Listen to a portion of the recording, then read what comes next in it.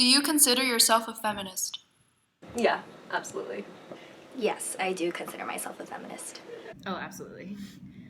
Yes. Yes. Yes, I do. Yes. I would consider myself a feminist.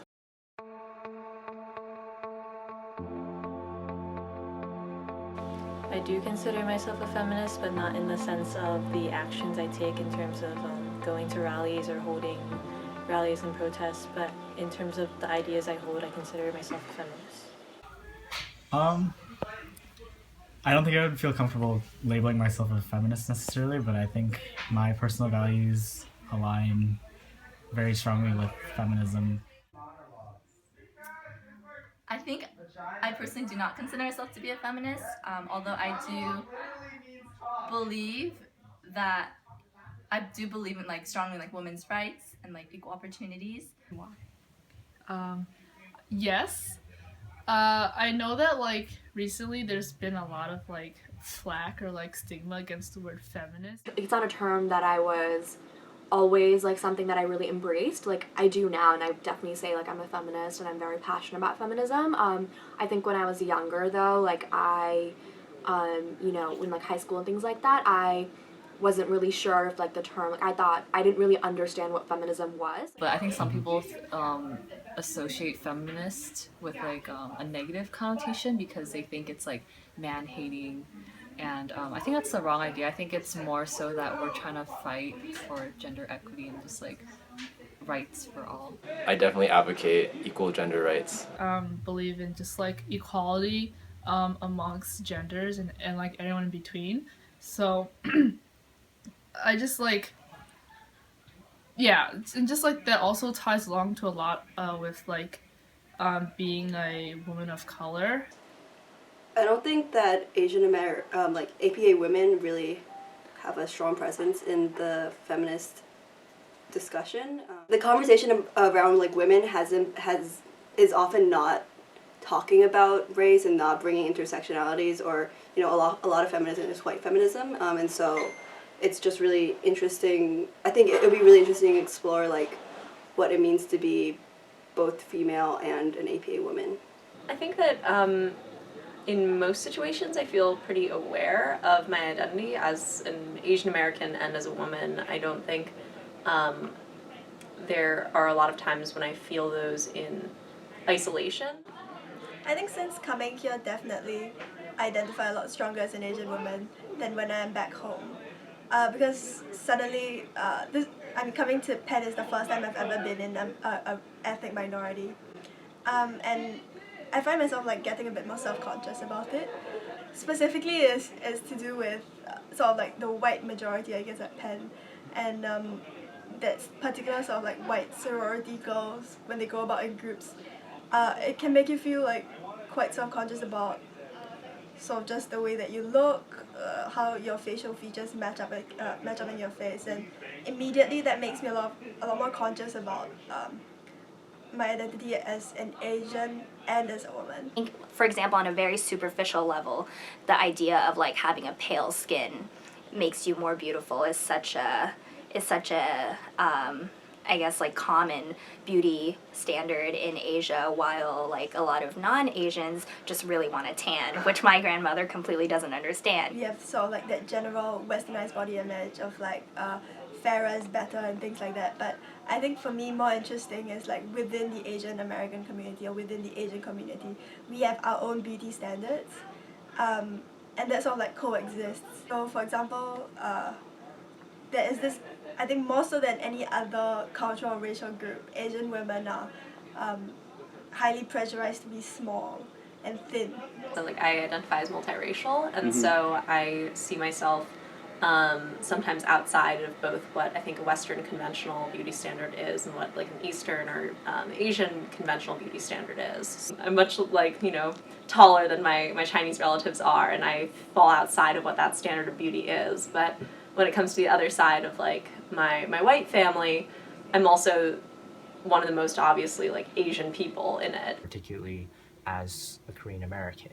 If you think about it, Koreans, about 60% of women go through plastic surgery, and the most common one is the double eyelid. And I know a lot of my friends who have gone through that surgery, and really, I mean, yes, it is a very big confidence boost for them, but I think for Asian American women especially, there is a tendency to want to look more Western, to have the thinner V line, the higher nose, and the bigger eyes. Like those are not the more unique Asian features that we have, and especially for women these days, like I don't think non-Asian women are as much pushed into those types of procedures. I think the standard is still very much like a white standard of like tall, skinny, like focus on like the breast and the focus on like breasts and like butt, right? And so those are features in Asian American like women that sometimes are not as accentuated, and so like trying to live up to that standard is really awkward. And I don't know if it's like that for all Asian women, but like for me it was just like, well, I'm just not gonna fit that standard and I'm gonna have to accept that. Are Asian women presented fairly in today's media? Well, I think the first question is if they're presented at all. I feel like the Asian American representation in media is very, very small. You can definitely name like a few big names, but like why can't we name like more than just like 2 or 3, right? Oh, Asian American. Oh gosh. I do. I definitely can. I just like suddenly when you're like put on the spot. There are so many, but I can't think. Oh man. Okay. Okay, well, Lucy Liu. Lucy Liu. Lucy Liu. Lucy Liu. That's basically it. Oh, okay. Who else? Well, Mindy Kaling is another one. I can't think of another one, but I know them. I just can't think of them. That's a mom in Fresh Off the Boat. I don't know what her name is. I can't name her. That's okay. I'm gonna say Margaret Cho. I think it's important to talk also about like the agency that women have. So for example, like, we might have like Asian American actresses like doing projects and being represented in the media, but they might not necessarily have like much say in like the trajectory of like their character or like certain stereotypes and things like that. There's definitely like a lot of typecasting and like stereotypical roles that Asian women are presented with, but I mean, with such limited opportunity, they kind of in a way have to accept those types of roles in order to advance their careers. They definitely like in the media get like typecasted really often. Like they play like the really immigrant, like really bad English, like that kind of stereotype, and that really also bothers me too. So I would say that like as a race, we definitely face many stereotypes that we have to deconstruct. I'm sorry, what was that? Hello, my name is Elena Grama. I was born with gills like fish.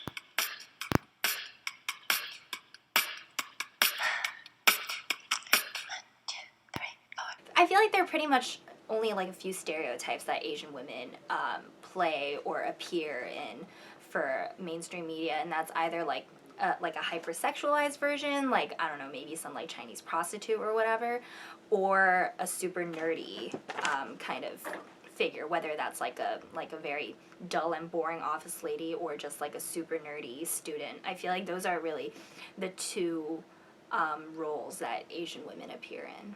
When you type in like Asian woman into Google, like half of the images you see are just like really pornographic or like really sexualized, and that's like such a problem because that's not what the average Asian woman looks like. Those are obviously very, very far from the truth. I also think it's important to have like, diversity of representation so we can like see the way in which like Asian women are like multifaceted, like all people are. So I think having more representation is something that we can always really push for. Yes. I think my parents, they're really traditional, like Chinese immigrant parents. They think that I should be, they kind of told me to kind of like be more quiet and kind of like, I don't know if that's I don't know if it was like submissive, but they don't want me being like too loud or like over abrasive or quote unquote like manly, because sometimes I guess like they think when I have like, since I have a low voice, they think that is like a characteristic of like being a man. So they see like me being as female, they really like want me to like be very like womanly. It's just certain things that maybe my dad will say that like my brother would be allowed to do a certain thing, but I wouldn't. For example, like if I were going somewhere with a friend and I wanted to go and like come back late, maybe he wouldn't feel safe with the idea of just me and another female friend wandering around, but like has outright basically said that if it was like my brother and some of his friends, or my brother like with a group of girls, so like the idea that there's a guy there to protect us, then that would be different. My extended family like treats like the men, like the males in my family, it's like they don't have as many expectations for them. Like they just kind of let them do their own thing. Like they don't get as many consequences as like I guess the females in our family if like we did something like that they deemed wrong. Definitely things like kids and getting married are probably like expected, especially for like parents from like a traditional like Chinese family. Like that's something that they like probably want. Because I am the male of the family, they definitely expect me to run their, like, we have a family business, so they definitely expect me to carry on the family business because I am the male.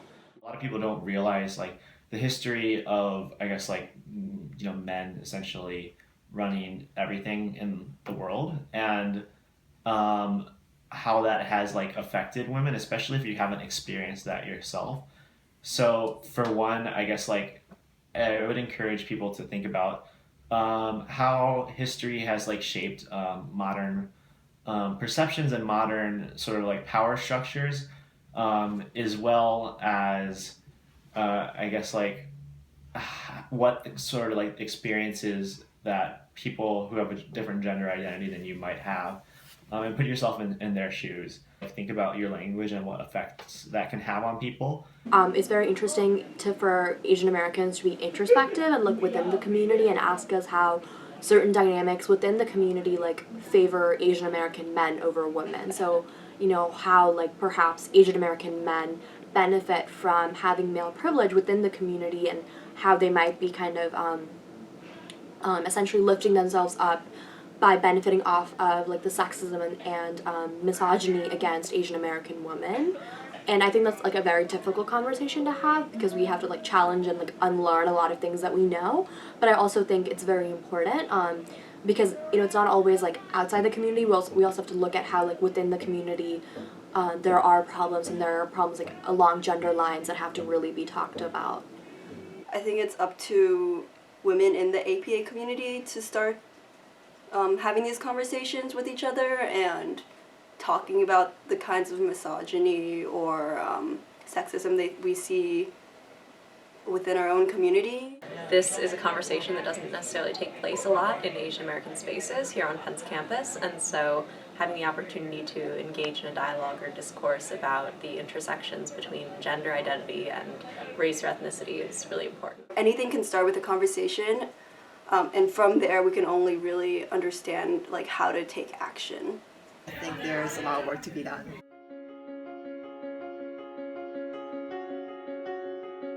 Yes. Oh, yes. Yeah. Hell yeah. Yeah. Very proud to be an Asian American woman. Yeah, of course. I'm certainly very proud of all, you know, that like I feel that I represent. I definitely like wouldn't change my identity. There are a lot of aspects in which we do face systemic oppression, and there are also a lot of aspects in which we have systemic privilege. I think it's very important for me as an Asian American woman, like as a South Asian American woman, to educate myself on these issues and like understand my identity better. But I don't think that means I would ever want to change it. I think Asian American women represent a lot of the olden days values, where they are very hardworking, they make lots of sacrifices for their loved ones. But in modern times, Asian American women are also strong and independent and make breakthroughs in all fields of studies. So I'm proud to be a part of this community. I'm so proud to be an Asian American woman.